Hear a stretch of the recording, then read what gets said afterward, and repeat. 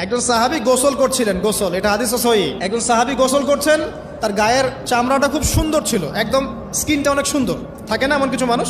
আচ্ছা, এখন আরেকজন সাহাবী এই গোসল দেখছেন দূর থেকে, দেখে বলছেন যে কি চমৎকার তার শরীরের রংটা, যেন কুমারী নারীর মতো, অনেকটা এমন একটা কথা তিনি বলেছিলেন। সাথে সাথে এই সাহাবী অজ্ঞান হয়ে পড়ে গেছে। কোন সাহাবী? যিনি গোসল করছিলেন। তো নবী সাল্লাল্লাহু আলাইহি ওয়াসাল্লামের কাছে নিয়ে যাওয়া হলো তাকে। তিনি বললেন যে এই ব্যক্তির ব্যাপারে কি কেউ ভালো মন্দ কিছু বলেছিল? তখন একজন সাহাবী বলেন, হ্যাঁ, অমুকে বলেছে এর স্কিনটা অনেক সুন্দর, ওকে ডেকে নিয়ে আসো। ওকে ডেকে আনা হলো। ডেকে আনার পর নবীজি তাকে অনেক শাসালেন, তোমরা তোমাদের ভাইদেরকে কি মেরে ফেলতে চাও? তখন এই সাহাবী তো অবাক, আমি আবার কখন মারতে চাইলাম ইয়া রাসূলুল্লাহ? আমি তো মারতে চাই নাই, আমি তো খালি বলেছি যে তার গায়ের রংটা অনেক সুন্দর। তখন তিনি বললেন, কেন তুমি সুবহানাল্লাহ বললে না, কেন তুমি মাশাআল্লাহ বললে না?